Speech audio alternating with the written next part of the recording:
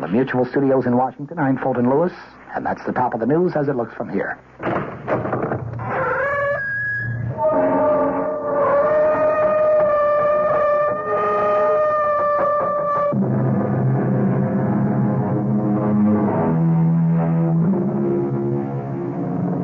Come in. Welcome. I'm E.G. Marshall. Welcome to the sound of suspense. Welcome to the fear you can hear. But mostly, welcome to the world of terrifying imagination. The story you're about to hear is a love story. But a love story which begins at the point where many love stories end. It begins after the wedding march has been played, after the vows of love and fidelity exchanged. It begins on the honeymoon in a strange and terrifying fashion. Don't come near me. Stay away from me, Dad. Susan, are you out of your head? I saw her picture. Do you hear me? I found her picture on our honeymoon.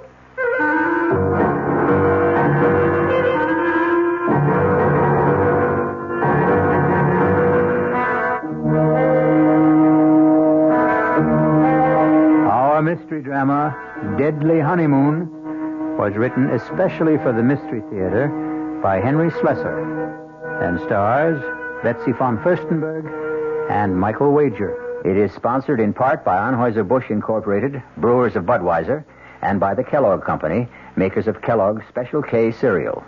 I'll return shortly with Act One. There's nothing wrong with drinking Budweiser sip by sip, is there? Well, the brewers of Budweiser think there's a better way. Sipping's fine if you're drinking wine. But Bud is the king of beers, a hearty drink. Look, rinse a 10 or 12-ounce glass with cold water. Then open a can or bottle of Bud and pour it right down the middle so it kicks up a good head of foam. Now, take a big drink and then swallow big. No sips. That's how it should be done. More taste, more beer drinking enjoyment. Thanks to exclusive Beechwood aging, Budweiser has a smoothness that lets it go down especially easy. Sure, it's an expensive way to brew beer, but brewing beer right does make a difference. That's why, when you say Budweiser, you've said it all. Anheuser-Busch, St. Louis. This is WOR New York, your station for Mystery Theater. Now, ShopRite does the can selling ShopRite brand of vegetables and cans. For quality that you can trust, for tasty corn, asparagus, for peas and beans, and gourmet scenes, for beef that beat all other treats. The only vegetables that can compare at all with ShopRite brand are vegetables you feed yourself instead of picking off our shelf. Now's the time to shop at ShopRite Can Blast. Now's the time to stock up while the values last. Stock up on ShopRite soda. 12-ounce cans for 79 cents. Potatoes that will make the meal, and carrots that have big appeal. A succotash that makes a splash. Spinach that won't finish last. Now's the time to ask yourself, so why pay more? Now's the time to shop right now at ShopRite stores.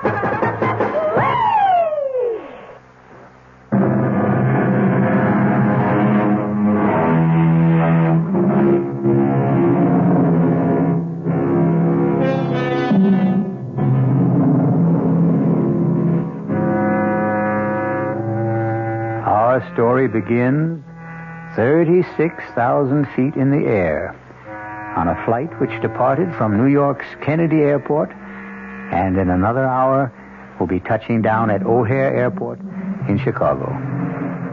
There are almost 100 passengers on this flight, but an observant stewardess is giving special attention to that handsome couple in seats 18A and 18B. Perhaps it's because all honeymooners have a special radiance. Are you sure you wouldn't like some more coffee? Oh, no, thanks. Not for me. I wouldn't mind a cup. Here you are. Thanks. Just ring if you need anything else. You'd think we were the only people on this flight. As far as I'm concerned, we are. Oh, Dan, I feel absolutely drunk with happiness. Is that a funny word for the way I feel? No. It's a great word, Susan. I was flying hours before we got on the plane. Oh, what time did you say we land in Chicago? About 2:30. Is it far from the airport to the hotel? Oh, actually, it's only about a half an hour from O'Hare to downtown. About 16 miles. Still, I don't think we'll have time to make Evanston today, do you? Well, it might be better to go in the morning. You can call your aunt from the hotel. Dan, you sure you don't mind going to Evanston? I mean, I just couldn't possibly be a few miles away and not see Aunt Clara. Besides, I want to show off my new husband to somebody, and she's all the family I have. Was she your mother's sister? No, my father's. She came east when my parents were killed in that crash. Stayed with me for a month or so. That was about the most that either one of us could stand. She sounds like a holy terror. Oh, no, she's just crotchety, that's all. But she'll only be more crotchety if she learns that I passed through Chicago and didn't even stop by.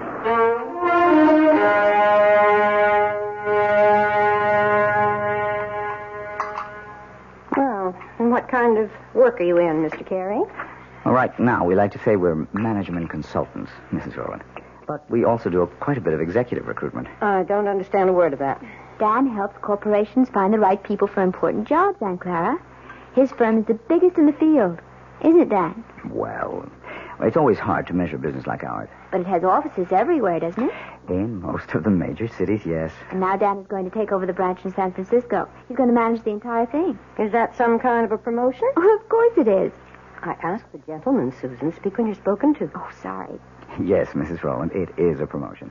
Truth is, it's a job that everyone in my office has been after. Oh, it's just worked out so beautifully for us. I mean, Dan having to move to San Francisco. We're sort of combining a business trip with a cross-country honeymoon. And where do you go from here?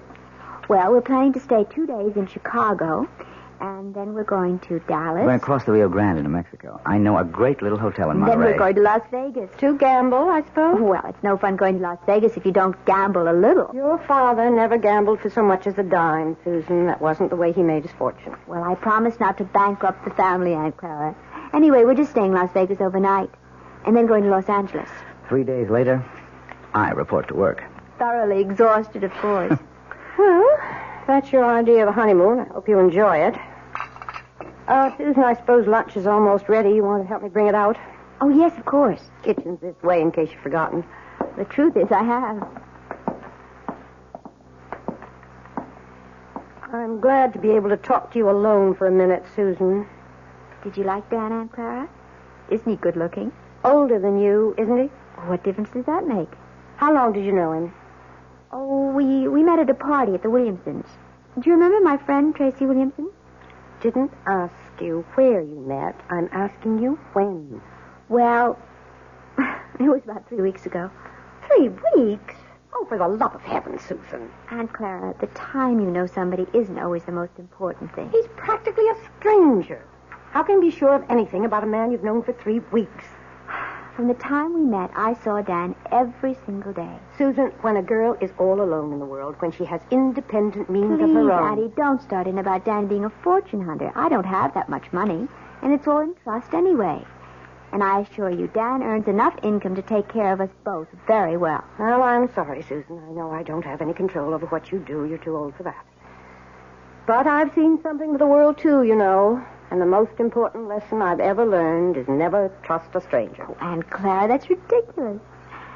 Now, can we bring out the lunch?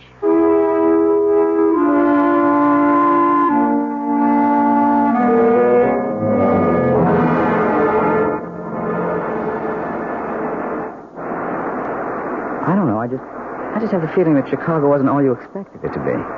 Well, we weren't there very long, Dan. And don't forget, we spent half the time with your business associates. Oh, honey, I am sorry about that. I suppose I never should have called Bill Kincaid to say we're in town. Should have known he'd insist on getting together. Oh, it wasn't that bad. I just didn't know what he was talking about half the time. All those office politics. Yes. Well, Bill loves to gossip. But you can see what I mean about the San Francisco job. Everybody in the company wanted it. They'll never get over resenting me for being picked. But I am sorry if you were bored. It's all right, Dan, really. After all, I inflicted Aunt Clara on you. She was okay.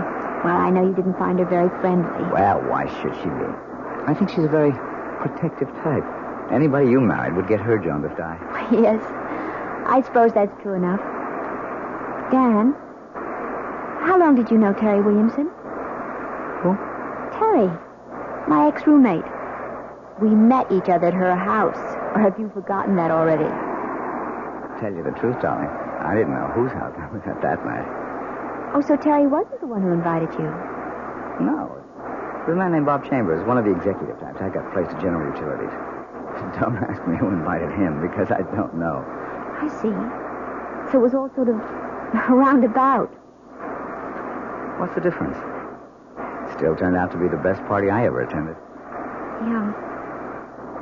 Hey, something the matter? Oh, no, of course not. Nothing at all. Dan, where did you say we were staying in Dallas? It's a little hotel called the Lazy Sea. It's kind of rustic, but I think you'll like it. Besides, we'll only be there one night. We'll rent a car in the morning and drive down to Monterey. You really know all the off-beat places, don't you? Well, when you travel around enough, I guess you begin looking for them. You haven't done that much traveling on the job, have you? Huh? Well, no, not that much. Say, do you know the name of the airport in Dallas? I forget. It's called Love Field. Isn't that a great name for honeymooners? Yes.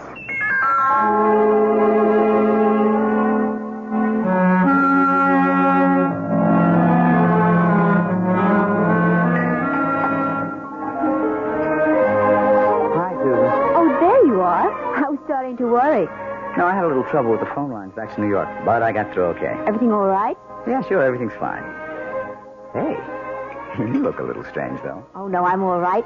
I had a drink while I was waiting for you. Say, you better watch that tequila. It sneaks up on you like a bandito. Actually, something sort of funny happened. What do you mean? Dan, when we were in Chicago in that restaurant, I forget the name of it. The place we went to with Bill? Yes, when you and your friend were talking about all the office politics back in New York, I saw this man looking at us. What man? Well, he was at the bar. I'm not even sure why I noticed him. He was wearing this plaid raincoat. I remember wondering if it had started to rain. I guess you were just bored with all our talk. Anyway, I saw him turn to look at us. Probably to look at you. Can't blame him for that. The funny thing is, as soon as you turned around, he got up very quickly and left. Susan, I don't remember seeing anyone in a plaid raincoat. And I'm afraid I don't see anything unusual about it. Well, I guess I didn't either. I probably wouldn't have given it another thought, but I think I saw that same man here again today. In Monterey? Oh, you're kidding. I can't swear it was him. I didn't get a good look at his face the first time. All I really noticed was the coat. And you saw the coat again? Is that it? Yes. He was carrying it over his arm. Oh, darling. You know the story about the airport truck? Airport truck? No. Well, this guy on a plane looks out the window and sees one of those little red airport trucks. You know, fueling the plane, bringing food aboard, something like that. Anyway, the plane takes off from New York and lands in Chicago. Another little red truck comes out to meet it. The guy next to him says, "Hey, we made good time, didn't we?" And he says, "Yeah, but that little red truck really made time." Well, I can see that I didn't marry a great audience. Oh, I'm sorry, Dan. It's just, it bothered me a little. Oh, forget it. And speaking of airports, next up, the City of Angels.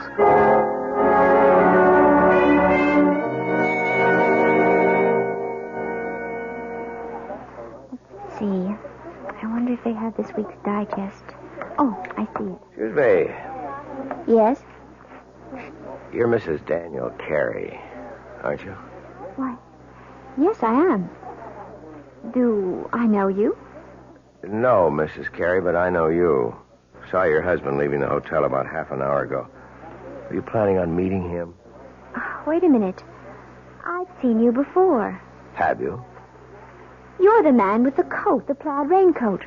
Well, you happen to be right. I do own a plaid raincoat, but with this nice sunny weather... Excuse me. Look, Mrs. Carey, I know it seems as if I'm following. Yes, it does. Well, okay, it's true. But I've had a reason. Such as? could we talk about it someplace? There's a coffee shop in the hotel. I'm sorry. I don't even know who you are. Maybe it would help if I introduced myself. My name is Harrington, Lieutenant Gale Harrington, attached to New York City Police Department. Police? That's right, Mrs. Carey. So you see, what I have to discuss with you is police business. But what have I done? It's nothing you've done. It concerns your husband and what he might do.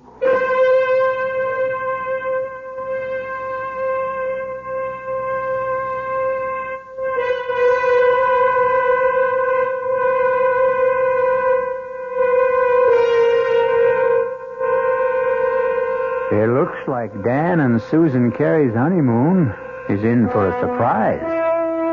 Or perhaps more than one. Maybe Susan will soon wonder if her Aunt Clara wasn't right about a number of things, including her cynical advice about trusting no strangers.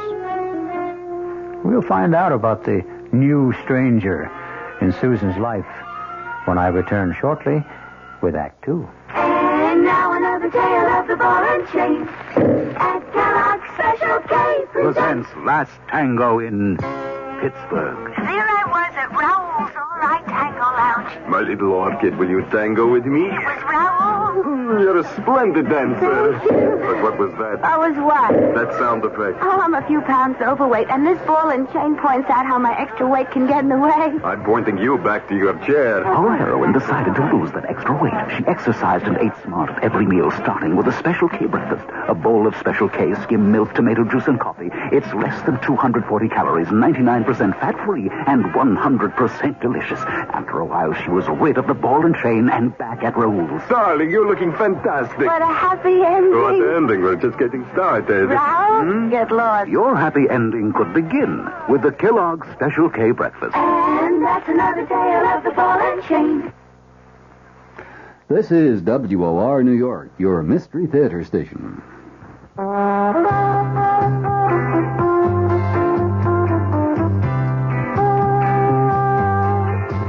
No matter what you're saving for, that's what Suburban Savings for Suburban.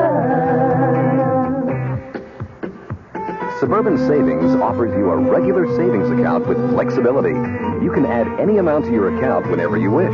Withdraw whenever you want. Suburban Savings pays a 5.25% annual interest rate on regular savings paid quarterly, which earns an annual effective yield of 5.47%. Interest is compounded continuously from day of deposit to day of withdrawal, as long as $50 is maintained in the account to the end of the quarter. Come into Suburban Savings and open an account with flexibility. Our regular savings account in New Jersey at Bayonne, Edgewater, Elmwood Park, Emerson, Hackettstown, Morris Plains, Nutley, Paramus, and Sparta.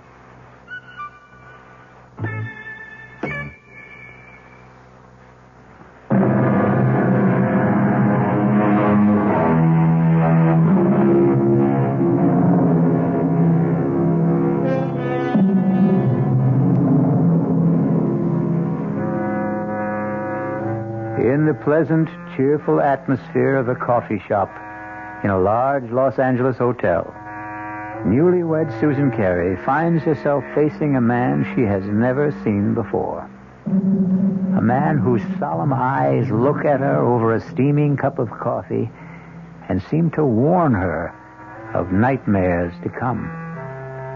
But so far, Lieutenant Gale Harrington of the New York Police Department is merely asking questions. How long have you been married now? Only about 10 days. Was it a long engagement? Did you know your husband for some time before? No, not very long. Well, could you be more specific? How long ago did you meet him? And where? Well, it's a month now. Just about that. A month. Then you really don't know much about him, do you? Oh, you and Aunt Clara. Beg pardon? Lieutenant, will you please tell me what this is about? Has my husband committed some crime? Is that what you're implying? Oh, I didn't say that, Mrs. Carey. But believe me, it would be helpful to both of us if you could just tell me a little bit about the circumstances. You know, I don't see why this has to be so one-sided. Now, please bear with me. All right. I met Dan at a party at a friend's house about a month ago.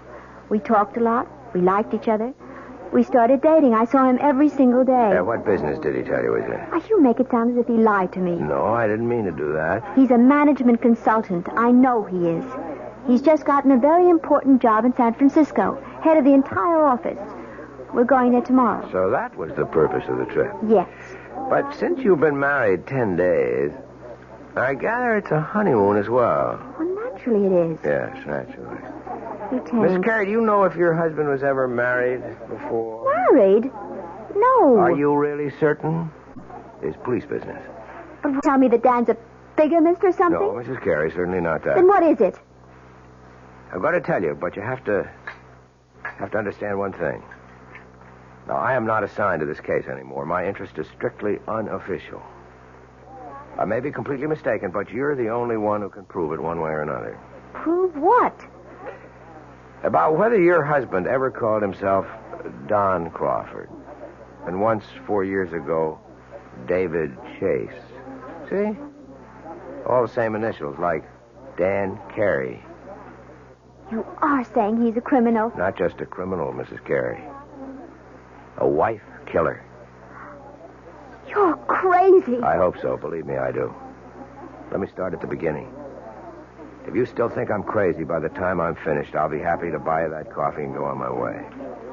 But if you think I'm not, if you have any doubts, then I want you to tell me so and let me help you. All right.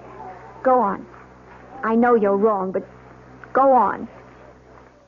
I first heard of Don Crawford back in 1965 when I was attached to the homicide detail in the Los Angeles PD. Mrs. Crawford was the former Edith Burbank. She was the youngest daughter of a wealthy family in Baltimore. Only when I saw her, she was never going to enjoy her money anymore. She was dead.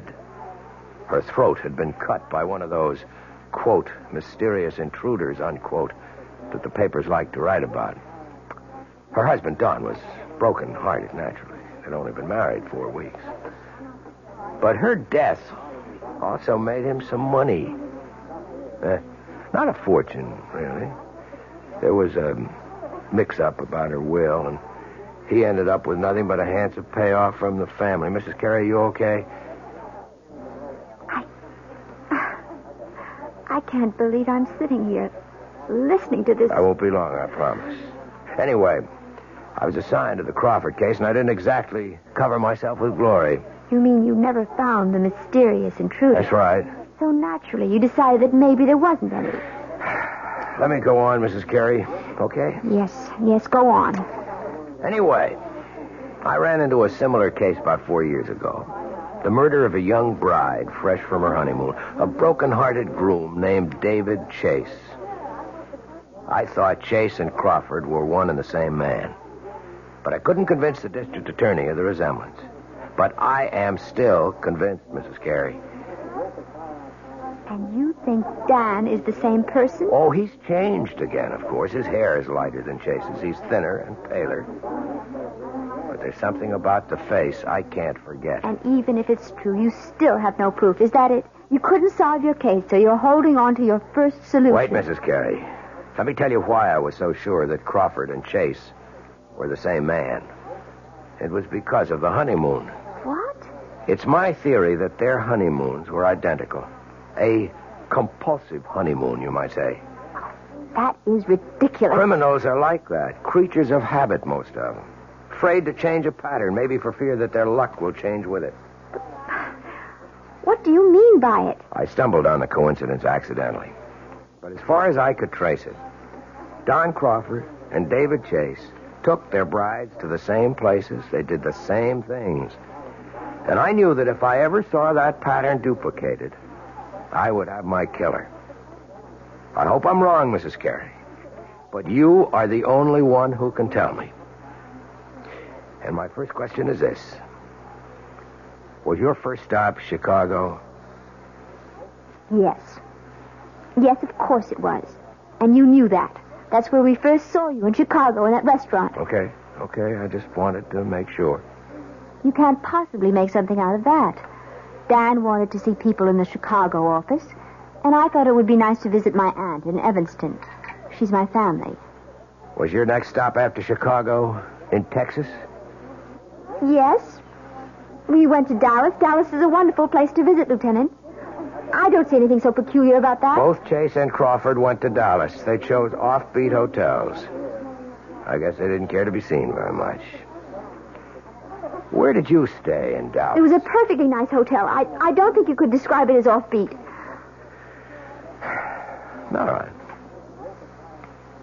And then the next stop would be Monterey. You knew we were in Monterey because that's where I saw you the second time. By that time, Mrs. Carey, I'd made up my mind to follow you. Are you saying that these supposed wife killers you're talking about also went to Monterey? Yes, they did. And from Monterey to Las Vegas. Well, then you're wrong, Lieutenant. You're completely wrong. You mean you didn't go to Vegas? No. So there goes your famous theory, doesn't it? Well, I admit I'm We surprised. changed our mind about Vegas. We decided that we might be too tempted to gamble away all the money we had for the trip. Ah, so you did have it on the schedule. Well, yes. Yes, we did, but we didn't go. You really think that changes the pattern? The fact that you didn't go? Oh, please, I can't stand any more of this. I don't want to hear any more of it. Mrs. Carey, Edith Burbank was killed in Los Angeles, in her hotel room. This hotel. I'm leaving. I'm leaving Mrs. right Carey, now. wait. You're wrong. You've got that mixed up with someone else. Let me finish, please. Just one more moment. Please, no, please let me go.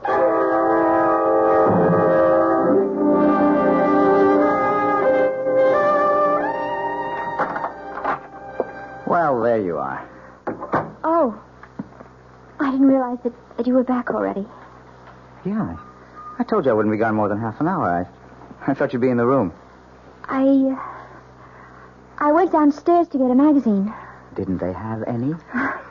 Well, I guess I forgot to buy one. I got to looking in the windows of the dress shops, and I forgot my original purpose completely. Susan, are you okay? Of course. Why do you ask? I don't know. You've got that funny look in your eyes again. Have I? Doesn't matter. They're still the two most beautiful eyes in the world. Hey. What is this? Don't tell me the honeymoon's over so soon. Why do you say that? That was like kissing a snowman. I guess I just don't feel like myself today. I think maybe all this traveling has worn me down a little. Oh, I'm sorry. Well, we don't have much further to go. Just one more plane trip to San Francisco. Yes. Look, maybe you'd rather not go out tonight. Maybe you ought to stay in, order some dinner in the room. I don't mind. But you wanted to go to that restaurant, the one you told me about. You've been looking forward to it. The landmark? Yeah. Well, I did want to try the place. It was supposed to be really spectacular. But you've never eaten there before. Well, no, how could I? I've never been in L.A. before. I was thinking today that, well, you seemed to know the city so well when we drove around. You didn't seem to have the slightest trouble. Streets are very well marked in this town. It's really a pleasure to drive here. Look, you know what I think? I think you ought to take a nap before dinner. Yes. I was thinking of lying down, but I don't think I can sleep. Okay, then. Just read your magazine. Wait a minute, you haven't got one. I'll take care of that. Where are you going? Going to get my bride something to read. How about a nice magazine about cooking? You know, I never did ask you if you can cook. Just get me a news magazine of some kind, all right? Uh-huh, the brainy type. I should have known. See you in 10 minutes. I'll take the key so you won't have to get up. Yes. All right. Oh, dear God. It can't be true. There just can't be any truth to what that man said. He's made a mistake. Terrible mistake. Down his luggage. His initials, D.C. Oh, but anyone could have those initials. Anyone. I wonder if it's open. Oh, for heaven's sake, what am I doing? Searching my husband's luggage like some kind of hotel thief. No, I won't do it. I won't. I'm not going to believe any of it. I won't. Who's that? Hello? Mrs. Carey, it's Gail Harrington. Leave me alone. Stop bothering me. You shouldn't have run off like that, Mrs. Carey. You didn't give me a chance to finish what I was saying. I told you I don't want to hear any more. It isn't true. You've made a mistake, Lieutenant. Your husband is at the newsstand right now, Mrs. Carey. I can see him from where I'm standing at the house phones. And the more I look at him, the more sure I am that I'm right. No, you're wrong. I want you to hear the rest of the story about Crawford and David Chase and what they did on their honeymoon. Maybe what I told you before didn't convince you, but if you heard a few more things... I'm going to hang up, Lieutenant, right now. I wanted you to know where Don Crawford took his wife the night she was murdered in a room. He took her to a restaurant called The Landmark. You ever hear of it? Mrs. Carey? Hey, are you listening? No. No, I'm not listening. I won't listen.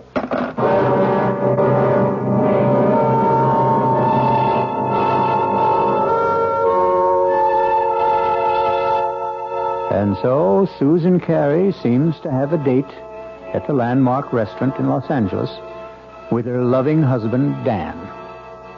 If she keeps the date, something tells me that she's not going to do their cuisine very much justice, because one needs peace of mind to enjoy good food.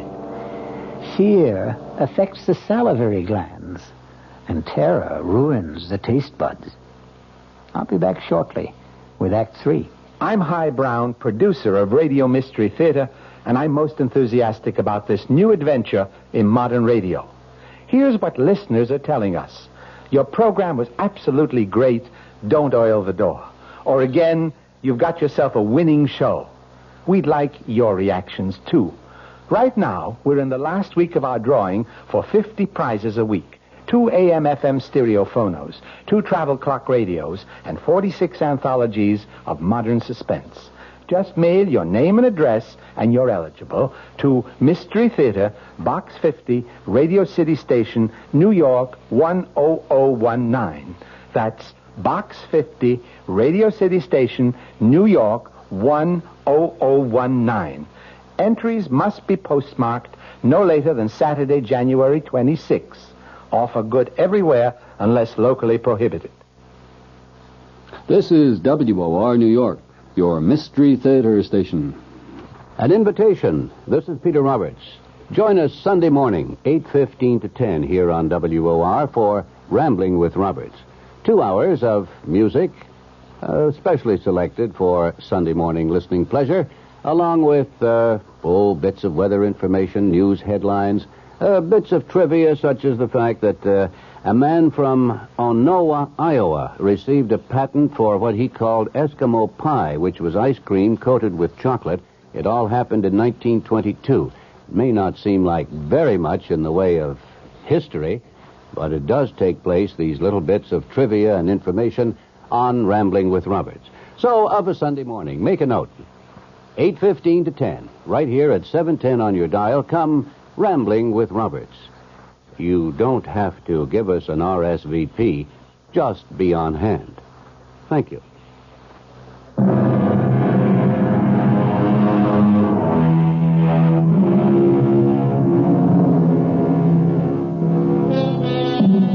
Well, what have we here? A quiet meal for 2 at the Landmark restaurant? No. We seem to be in a hotel room. The same room in which we last saw our honeymooning couple, Susan and Dan Carey. Obviously, there's been a change of plan. Room service has provided the meal for the 2 lovers this evening. Can it be that Susan Carey has decided that if there is a pattern, it must be broken? Have some more wine, honey? No. I really don't think I want any. Hey, come on. You know what this bottle cost? You shouldn't have been so extravagant. Uh-oh. That sounds more like a wife than a bride. Well, $18 is an awful lot for a wine, Dan. Especially when I really can't drink that much of it. I just wanted to make up... Well, never mind. You mean for not taking me to the landmark? No, it doesn't really matter. I told you, it's fun to eat in the room. It's very elegant. I'm sure you were disappointed at it. No, I really wasn't. Look, we're not going to be very far from Los Angeles. We'll probably fly down from San Francisco a few times a year. There are dozens of wonderful restaurants in San Francisco, too, aren't there? So they tell me. I'll ask the guys at the office for recommendations. I think this food is quite good, don't you? Yeah, sure. It's fine. Tastes even better with the wine. Well, all right. I'll have some more, I guess. That a girl. Now, look, I'm not trying to get you drunk, you understand, so I can take advantage of you. Although, come to think of it... Dan, oh, don't. You almost knocked the table over. Sorry, I guess I got a little carried away. You look very delectable in that robe. Oh, did you really like it? Irresistible. I didn't take much of a wardrobe with me. Yeah, you said you were going to buy clothes in San Francisco. Yes, if I can find out where to go, I'll take you down to Union Square. I hear that's the place. Oh, I have told you about the weekend, haven't I? No. What about it? Well, I thought we'd get our first look at the town by taking one of those Circle Line cruises. That okay with you? Oh, yes, that sounds lovely. I love to see places by water. And if we can squeeze it in, we might go picnicking in Golden Gate Park. They've got this Japanese tea garden. It's supposed to be very nice. Yes. All sounds wonderful, Dan. Susan, I just wish you felt better. Listen, maybe you ought to check with the hotel doctor in case you picked up a bug or something. Do I look that bad to you? No. You look just great to me, darling.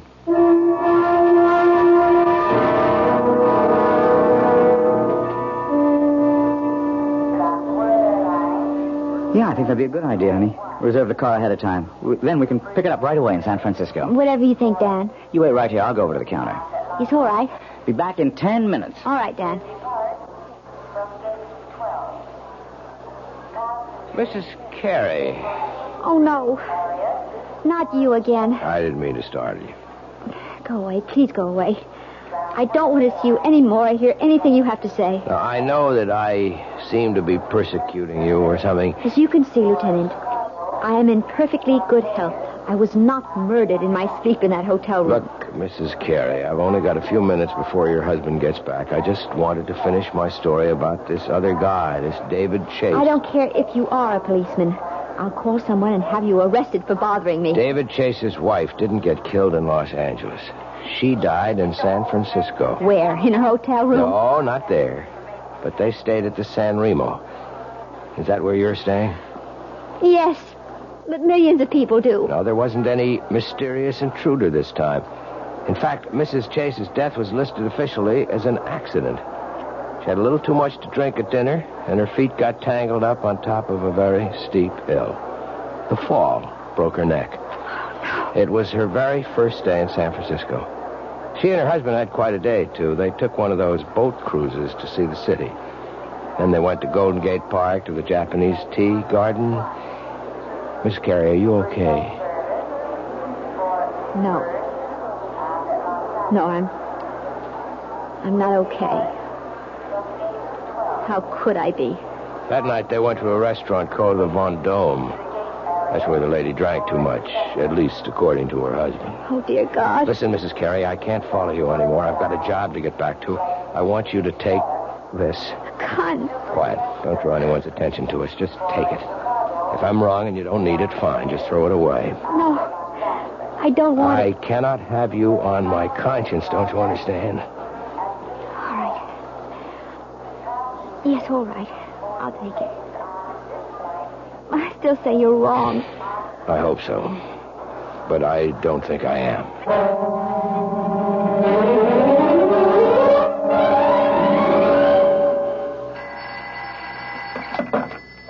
Hello? Mrs. Carey? Yes? This is the message desk. Your husband left a message here for you at 4 o'clock. Oh, I've been out until now. Would you like me to read it to you? Yes, please. It says, we'll be at the office until 6. Should be there no later than 6:30. Love, Dan. Oh, yes. Thank you very much. Welcome. Bye. Bye. $6:30. 6:20 now. Oh, God. keeps staring at his luggage. Why can't I just forget about it? No. It isn't dishonest. It's just something I have to do.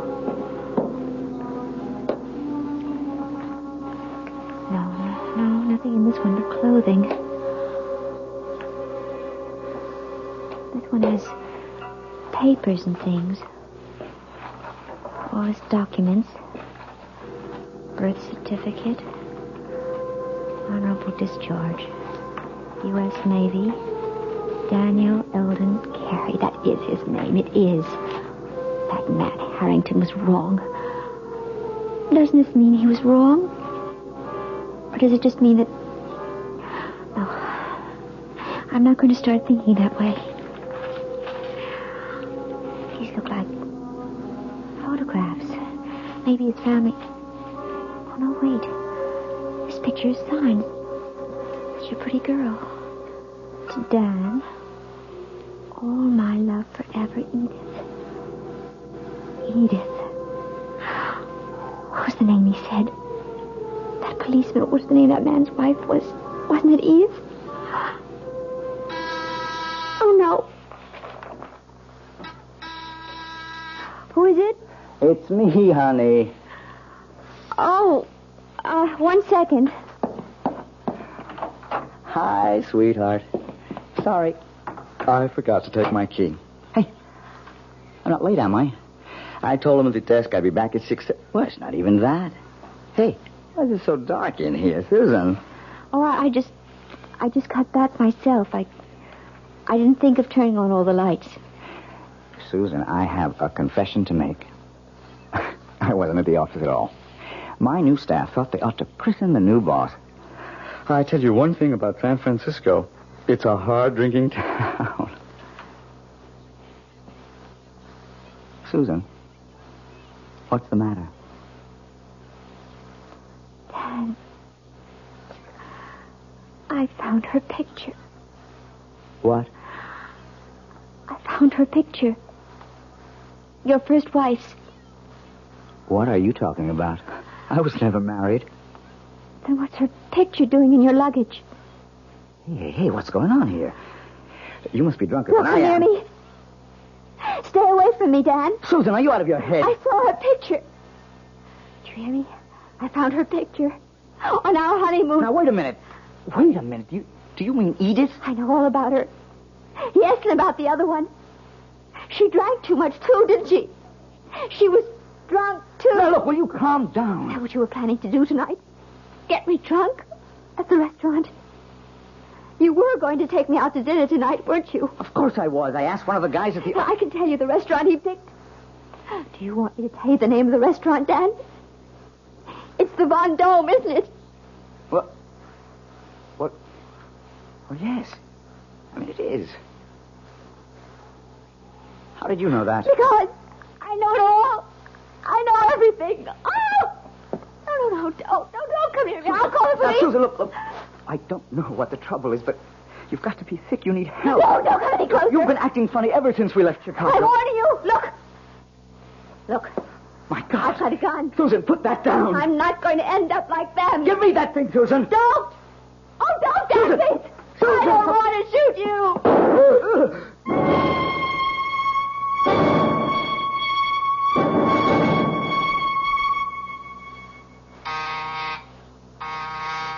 One second.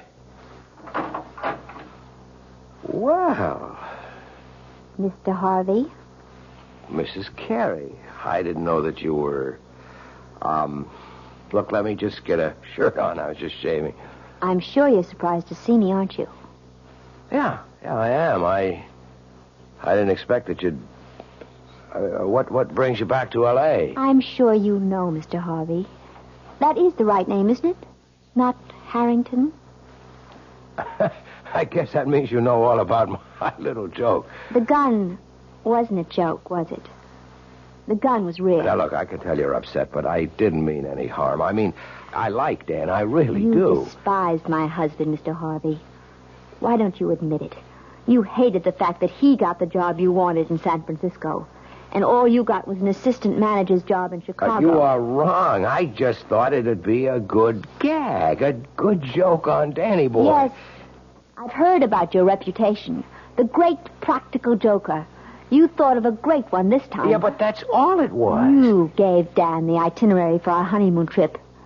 You were just being helpful, of course.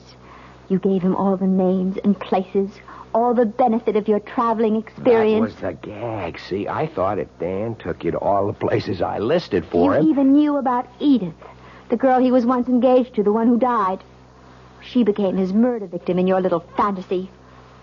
What did you think would happen, Mr. Harvey? Did I get frightened enough to kill Dan so that you might get the job he took away from you? Listen, is Dan all right? I thought you might want this back, Mr. Harvey. Your gun. Oh, now, wait a minute. Don't do anything stupid. Oh, you don't have to worry. I found out that I'm a terrible shot. That Dan's alive? See for yourself. Hello, Marty. Dan! Thank heavens you're okay. Look, Dan, I didn't mean for anything serious to happen. See the bandage, Marty? Just a flesh wound in my arm. I'll be okay. I'm glad to hear it, Danny. Honest, I am. Mm-hmm. But I am learning to use my left arm, though. Wait a minute. Oh, no, don't, please. I didn't mean it. Don't hit me again. Relax, Marty. I've got better things to do. I've got a honeymoon to finish. Although with any luck, it'll never end.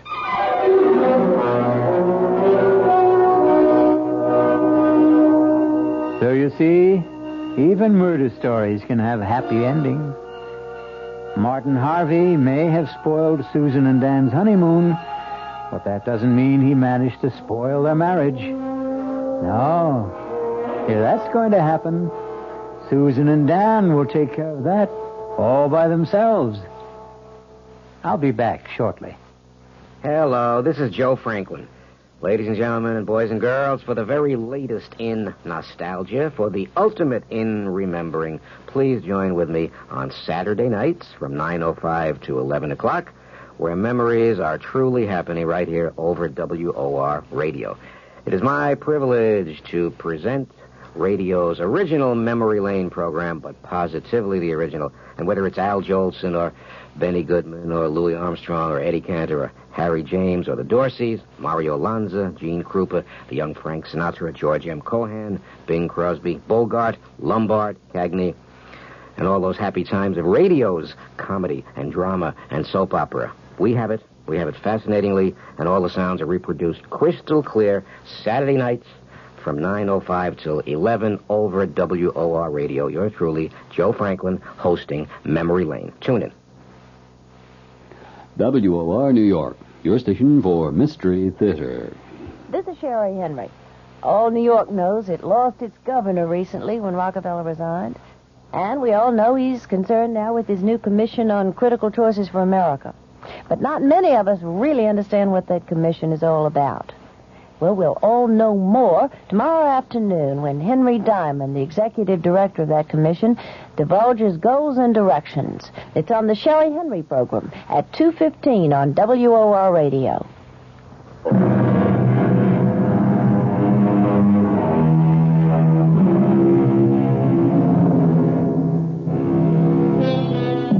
A purist might claim that the story you have just heard isn't a murder story, since no one was actually killed. The murders which took place were all in the imagination of Martin Harvey, who passed them on to the mind of Susan Carey. But it's a good demonstration of the point we've tried to make all along, that the most terrifying crimes can happen within the theater of the mind. Our cast included Betsy von Furstenberg, Michael Wager, Elspeth Eric, and Mason Adams. The entire production was under the direction of Hyman Brown. Now, a preview of our next tale. What are you thinking about, child? The day you said it was bad luck for us to see each other before the wedding. Nobody believes those old wives' tales. Nobody believes so many things that are outside the ordinary. Did you see Michael's body after? Don't talk about that, lass. I know they said the horse trampled him. I asked Dr. Ferguson about the hooves, and he wouldn't tell me. You'd tell me, wouldn't you, Jeannie? Oh, tell you what? Were they like horseshoes, or were they cleft in two? Were they cloven hooves? In the name of God, what are you saying? I'm not speaking of God.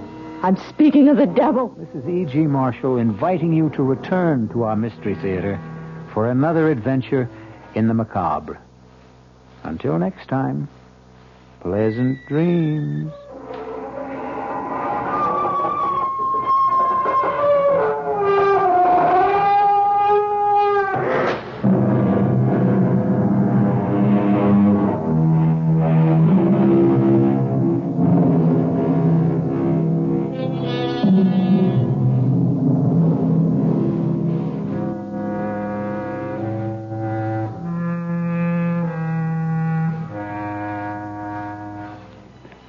The WOR Mystery Theater was brought to you by ShopRite Supermarkets, where you get a lot more for a little less, and by Suburban Savings, with offices throughout North Jersey.